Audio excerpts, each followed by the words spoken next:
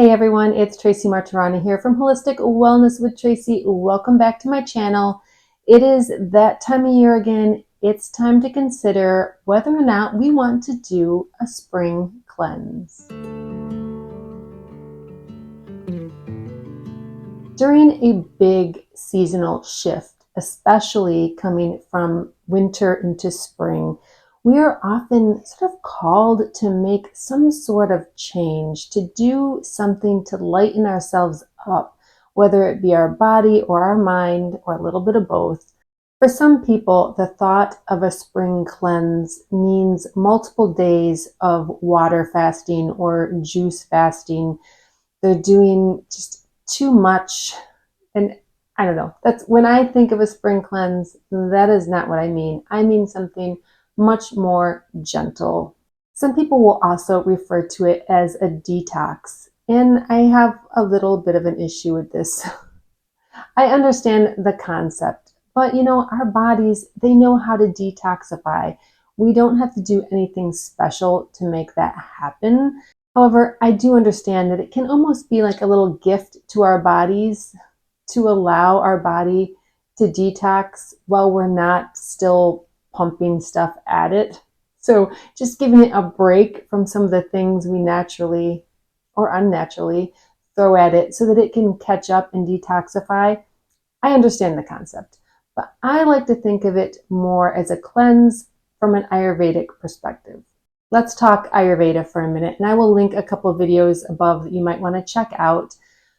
But winter, when we're talking midwinter, is high Vata season.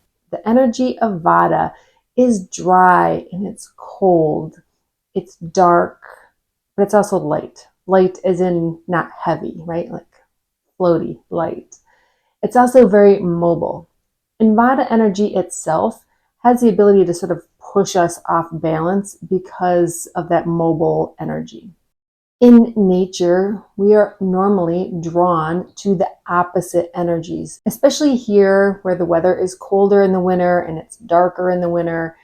That Vata energy, we tend to counterbalance it a little too much sometimes. We like to hibernate. We like to stay in where it's warm. I get that, and hibernation is sort of a part of our natural rhythm, but we can sometimes take it too far and not spend enough time being social, not enough time outside getting sunlight, not enough time doing activities. Sometimes because it's cold, we tend to eat a lot of heavier foods and we're not getting the exercise in to work it off. So that Vata energy tends to push us a little too far into Kapha energy. It can unbalance our Kapha energy.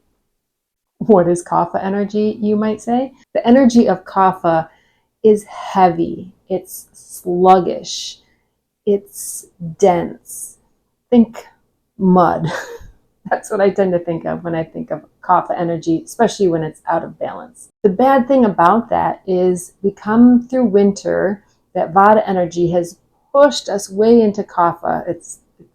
We've overcompensated with Kapha energy. And then spring hits. And you know what the predominant energy of spring is? It's Kapha. So now we are ourselves too high in Kapha energy, and the season is bringing along Kapha energy. And often the easiest way to sort of undo that and find some balance is through a gentle cleanse. What we typically do in a cleanse is we eat a little less, so we eat a little lighter, we eat a little healthier. That in itself sort of counterbalances all that heavy, rich foods we might have been eating. We tend to exercise a little bit more, which also energizes us a little bit, gets us out of that Kapha funk. We focus on a diet that's full of sort of pungent flavors and astringent flavors. This balances out the Kapha energy. Now, back at the beginning, I mentioned the people who come into a cleanse, a seasonal spring cleanse, a little too hard. They come in with water fasts and juice fasts. And I know some really sort of well-known wellness professionals that do this. And if it works for them, it works for them, and that's great. For me, I find that, well, for me and also many other people, I find that it's too much. It's overcompensating. We need to be gentle with our bodies. So I prefer a cleanse that is a little softer, a little gentler, a little more relaxed. One that feels a little bit more like self-care and a little bit less like an intense diet plan. So then you might ask, what does a spring cleanse look like to me then, if it's not about a 3 or 4 or 5 day water fast, if it's not about juicing, what does it look like to me? I think for most people, a cleanse of 3 to 5 days is plenty. Some people go full on and they'll do 14, 21 days. That seems severe unless you're doing it very gently. If you are just getting rid of a few bad habits and eating a little healthier, then yeah, 3 weeks of that is great for anybody. But if it is a big change from your normal day-to-day patterns, it might be too much. And if you are trying to do any sort of fasting or juicing long-term, 14 to 21 days is a long time. So again, I prefer 3 to 5 days, 7 if you feel like you are a veteran at cleansing. I prefer a regular eating schedule. I don't necessarily feel like most cleanses should include any sort of real fasting. At the most, intermittent fasting. I do enjoy doing intermittent fasting during a cleanse, but actually I also enjoy intermittent fasting all year long. So it's not a huge change for me. If you always eat 3 meals a day, maybe 1 or 2 of the days during your cleanse, you might want to try intermittent fasting, which really just means maybe skipping breakfast or skipping dinner, one of those, so that you have, the whole time you're sleeping plus a few hours during the day that you're not eating, so that you can get like 15 to 16 hours straight of not taking in calories. But that is not necessary. You can cleanse perfectly well without any sort of fasting, intermittent or otherwise. Mostly, I like to just make sure that the foods I'm eating are whole foods and as seasonal as possible. I like to cut out some of the bad stuff, the stuff that's weighing you down. So definitely no alcohol during a cleanse. I would say avoid like heavy fatty foods, avoid overly sweet foods. So it's not the time to be eating a bunch of baked goods. We want to stay low sugar, low alcohol, low fat. I know I'm taking away all the good stuff, right? But no, you can still eat delicious foods following those rules. During a fast, I suggest drinking lots of water, staying very hydrated. So I like water with lemon. You can also do herbal teas. If you're a fan of coffee, maybe switch to decaf because we do want to decrease caffeine at the same time. I know, I'm sorry. If you absolutely must have caffeine, switch to green tea. So much better. It's still a decent amount of caffeine, but not as much as coffee. You can make it lighter, so it's still even a little less. And there's all sorts of benefits from green tea, including the fact that it's a bit astringent, which is perfect for spring eating. In addition to just looking at what I'm ingesting during a cleanse, I also like to maybe give my mind and my spirit a little bit of help here. I often will do just a small social media cleanse as well, maybe a social media fast. Doesn't mean that I don't look at anything, because I do, but it might mean just scheduling time. Like this hour of the day, I'm allowed to check on my social media. After that, the phone goes into timeout. Maybe finding some more time during my cleanse to meditate or journal, just time to process my thoughts. And then again, to counteract that heavy sort of stagnant feeling of kapha, exercise.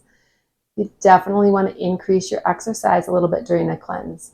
Now, if you're going crazy and doing all the fasting, then exercise can kind of be rough. You don't really want to be doing a lot of good exercise when your body is starving for fuel, which again supports the making sure you're really eating and not doing crazy fasts. So find the balance. If you are doing a little bit of intermittent fasting, then while you're in the fasting state is probably not when you want to do like heavy like running or weights or anything that uses a lot of energy. Maybe just some yoga or walking. And then try to do some more strength building exercises or more hardcore cardio, whatever you're called to do when you have a little fuel in your body. So just making some time to fit exercise into your daily rhythm during the cleanse is very important. In order to have a successful cleansing experience, you must plan it out. You are going to have to consider your meal plan. So if you're doing it for 3 or 5 days, get out a piece of paper, write down the meals you're going to have. You want to stick with meals that are very veggie forward. So think like salads or soups or just big bowls of roasted vegetables. And then add to that some protein. You want some nice lean protein, like something like salmon would be good, or chicken. You can eat red meat. That is fine. The things you would really want to avoid would be processed meats like sausages or ham, any sort of deli meat, things that, aren't just meat, right? That have a lot of additives added to them. Keep your food like whole, fresh, wholesome food. And then you can add in some whole grains. Carbs are not bad ever, and definitely not during a cleanse either. This is not the time where you want to eat a bunch of, baked goods, and you don't want necessarily a bunch of like white pasta for dinner. But if you want to have some oatmeal for breakfast, or you want some quinoa or some rice with dinner, go ahead. Make yourself some whole grain bread to make nice avocado toast in the morning. You can have grains and carbs, and you should have some. Just make sure they're whole grain. Decide if you are doing any sort of fasting. Again, for the third time maybe, hardcore fasting isn't for everybody, and it's actually bad for some people. So if you are even thinking about doing any sort of fasting, I encourage you to talk to your medical professionals first to make sure that it is appropriate for you. If you decide that you are going to do some maybe intermittent fasting, that will affect your meal plan. So plan that out accordingly, and then start thinking about foods you want to eat seasonally. So this is springtime. So we want fruits and veggies that are in season now. Now this means different things. In a moment, I'm going to list off a handful of foods that are considered in season for spring. And instantly they bring about questions. I'll list 2 items that are on here, maybe even 3, to give you an idea of why they bring up questions. Number 1 item on, well, it's not like number 1. One of the items on the spring like seasonal food list would be lemons. Where I live, lemons are never in season. So why would they be considered in season for me now? It's because they have a quality that we look for in spring foods, and that would be like that bitter, sour type energy. Another item that is on the list are apples. Apples to me are a fall item. So I'm like, why would apples be on the list? It is because while they are harvested in fall, they winter well, right? You can be eating apples now that were harvested last fall. They were harvested 6 months ago, and they're still in good condition. They are meant to overwinter. They are meant to be eaten all winter long and into the spring. And then obviously anything that would be growing and being harvested in this season in your area is considered a seasonal or in-season vegetable or fruit.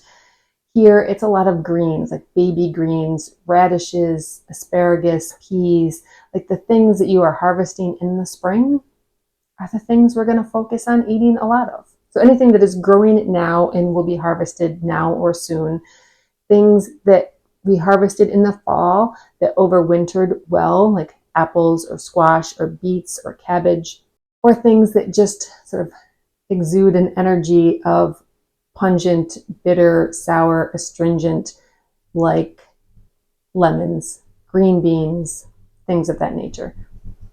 All of those are considered in season. So here's a little list, quick, dirty list to maybe think of, can you create some soups, some salads? So maybe you can roast some of these up. Can you make a meal around some of these items? Apples, asparagus, baby greens, beans, beets, berries, cabbage, carrots, cauliflower, celery, chives, dandelion, eggs, fish, garlic, ginger, grapefruit, lemons, limes, mushrooms, parsley, pears, peas, pumpkin seeds, radishes, sprouts, tofu, or zucchini. I'm thinking you can probably come up with several items using that list. And that's not an exhaustive list. It's enough to get your mind going, right? You can come up with some good recipes. I bet you can. And how you prepare these foods, you make them delicious. Yes, you can just steam veggies, but you can make them into salads and just dress them with things like lemon juice, garlic, herbs, onions, olive oil. Make a nice vinaigrette, dress it up. It will taste delicious. You could steam them or you can roast them. 100% in support of roasting or grilling vegetables. They taste so much better. If you want some meal plan ideas, go ahead and visit my blog post. I will link that down in the description box. I do have some ideas for the meal plan, some hydration ideas as well. Go ahead, check that out. Plan out your cleanse. Keep it simple. Do not overthink it. Give it a try, 3 to 5 days, see how you feel. Bring in the right energies to balance out all this kapha energy that we're feeling this spring. Thank you so much for joining me. Have a great day.